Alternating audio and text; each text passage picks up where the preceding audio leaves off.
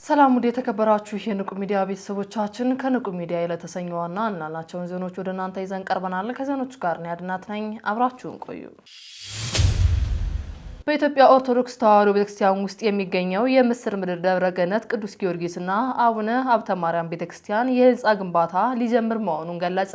እንደሚከተለው ይቀርባል። በኢትዮጵያ ኦርቶዶክስ ተዋሕዶ ቤተክርስቲያን በሰሜን ሸዋ ሰላሌ ሀገረ ስብከት በአለልቱ ወረዳ ቤተ ክህነት ስር የሚገኘው የምስር ምድር ደብረ ገነት ቅዱስ ጊዮርጊስና የአቡነ ሀብተ ማርያም አንድነት አብያተ ክርስቲያናት በ844 ዓመተ ምህረት አባይ ድላ ታቦትና ንዋያተ ቅድሳትን ይዘው ወደ ሸዋ ሲመጡ ካመጧቸው ታቦት ውስጥ አንዱ የምስር ምድር ደብረ ገነት ቅዱስ ጊዮርጊስ ጽላት መሆኑን ካለው የታሪክ ማህደር ለመረዳትም ተችሏል። ይህም አጭር ጊዜ ነው ብዬ ገምታለሁ። ጠቅላላ ዋሻውን ምስሎችን ምኑን ለማስቀመጥ ከ2 ዓመት በላይ ወደ 3 ዓመት አካባቢ ይጠጋል።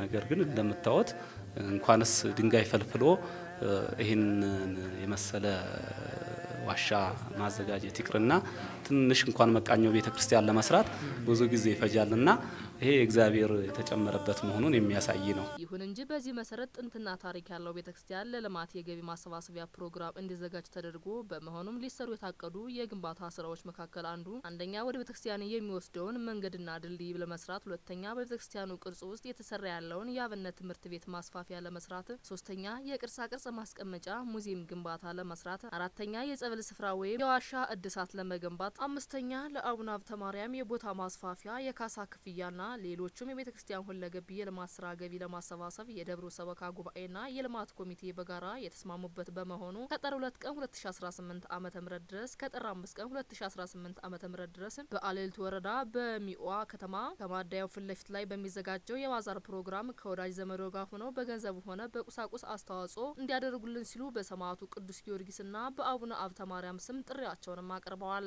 በዋሻው ውስጥ እጅግ ቀዝቃዛ ባህር አለ። ከባህሩ በታች ያለው የመሬት ክፍል አባጣ ጎርባጣ ነው። በጨለማው ውስጥ በጧፍ ብርሃን ወደ ባህሩ ገባን። ውድ ተመልካቾቻችን እንግዲህ የምንገኘው አምሳለ ሲኦል ውስጥ ነው። የሚገርመው ከዚህ ወደዛ ያለው እጅግ በጣም ጥልቅ የሆነ ባህር አለ። ስለዚህ ከነ ልብሳችን መግባት ስላልቻለን ልብሳችንን አውልቀን ልንገባ ነው። አባቶች ካህናት ደግሞ እዚህ እንዲጠብቁ ልናደርግ ነው። አብራችሁን እንድትሆኑ በእግዚአብሔር ስም እንጠይቃለን። ሰላም እግዚአብሔር ከሁላችን ጋር ይሁን። አብራችሁን ቆዩ። እጅግ ድንቅ ነው። ባህሩ በትንሹ ከእግራችን ይጀምርና ወደ ውስጥ ስንገባ እስከ አንገታችን ድረስ ይደርሳል።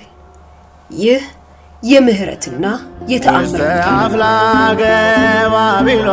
ባህሩ ጸበል ነው። አምሳለ ሲኦል የተሰኘው ይህ ቦሩሃ ዋሻ ረጅምና እጅግ ጨለማ የሆነ የባህር ጸበል ያለው አስፈሪም ቢሆን እንኳን የአምላካችንን ስም እየጠራን ወደ ውስጥ እስከ መጨረሻው ተጓዝን።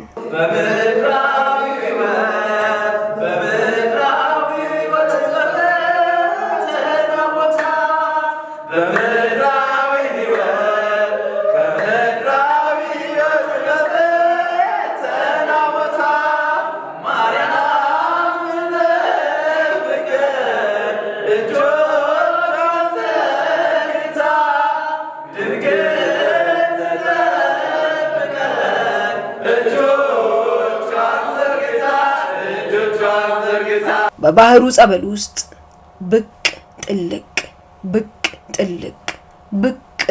ብለን ተጠቅጠን መሰንቋችንን ሰቀልን። ይህ ባህር ዋሻው ተሰርቶ ካለቀ በኋላ ባህሩ ከየት እንደመጣ ሳይታወቅ ሞልቶ ነው የተገኘው ብለው አባቶች ነግረውናል። ብዙ አቡነ ኤልሳ አርሲ አሰላ ከተማ ሲደርሱ ደማቅ አቀባበል ተደረገላቸው። እንደሚከተለው ይቀርባል። የብዙ አቡነ ኤልሳ የሶማሌ ክልል ጅግጅጋና የምስራቅ አርሲ ሀገረ ስብከት ሊቀ ጳጳስ የአቀባበል መርሃ ግብር በአሰላ ደብረ ምጽላል ቅድስት ድንግል ማርያም ቤተክርስቲያን ተካሄደ። የብዙ አቡነ ኤልሳ የሶማሌ ክልል ጅግጅጋና የምስራቅ አርሲ ሀገረ ስብከት ሊቀ ጳጳስ የአቀባበል መርሃ ግብር በአሰላ ደብረ ምጽላል ቅድስት ድንግል ማርያም ቤተክርስቲያን የተካሄደ ሲሆን በመርሃ ግብሩ ላይ ብፁዕ አቡነ እንጦት የምዕራብ ሐረርጌ ሀገረ ስብከት ሊቀ ጳጳስ፣ ብፁዕ አቡነ በርተለሚዮስ የድሬዳዋ ሀገረ ስብከት ሊቀ ጳጳስ፣ ብፁዕ አቡነ ኤጲፋ ኤጲፋኒዎስ የምስራቅ ጉራጌ ሀገረ ስብከት ሊቀ ጳጳስ፣ ብፁዕ አቡነ ኤፍሬም የቡኖ በደሌ ሀገረ ስብከት ሊቀ ጳጳስ፣ የጠቅላይ ቤተ ክህነት የመምሪያ ኃላፊዎች፣ የሀገረ ስብከቱ የልዩ ልዩ የስራ ክፍል ኃላፊዎች፣ የገዳማትና አድባራት አስተዳዳሪዎች፣ የሰንበት ትምህርት ቤት ወጣቶች፣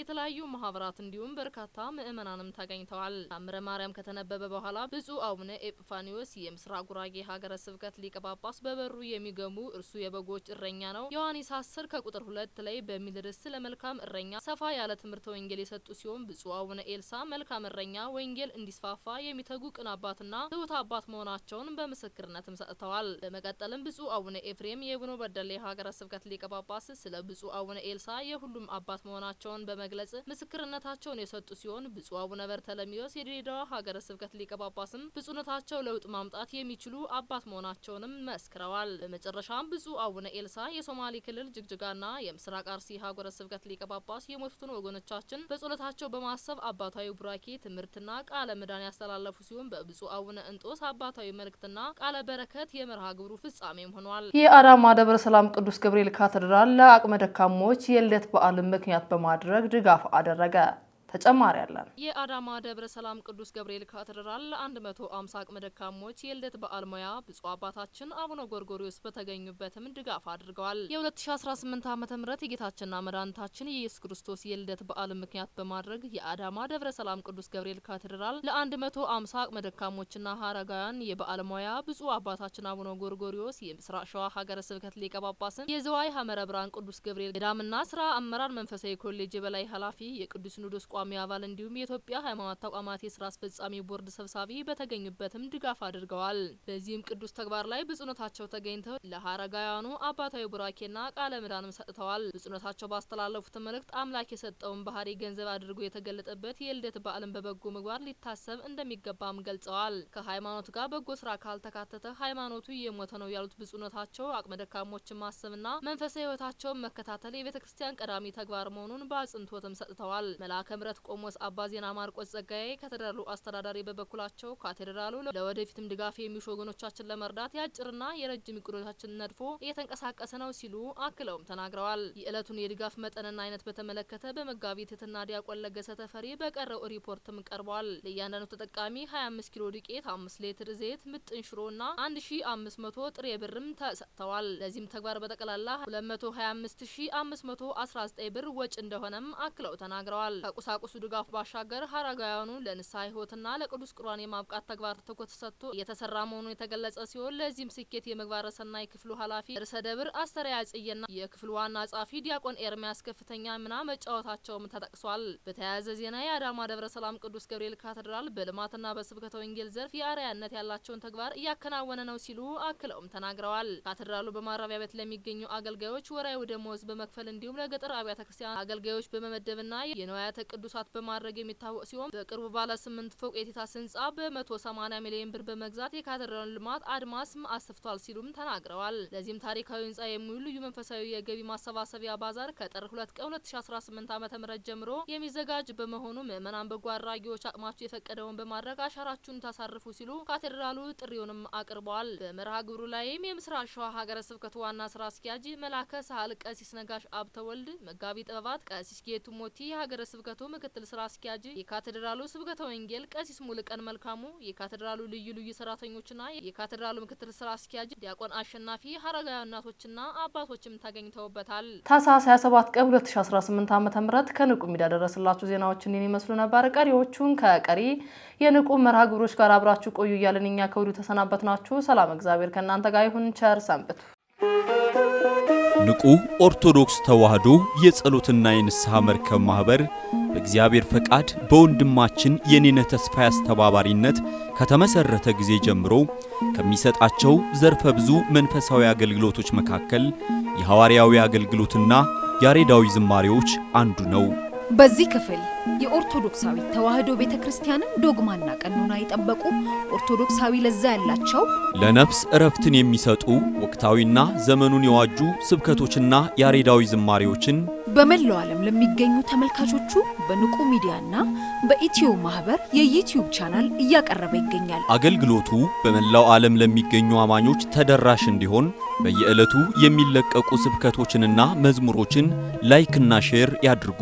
እንዲሁም የዩቲዩብ ቻናላችንን ሰብስክራይብ በማድረግ የዚህ ታላቅ አገልግሎት ባላሻራ ይሁኑ። ንቁ ሚዲያ ርቱ የቤተ ክርስቲያን ልሳን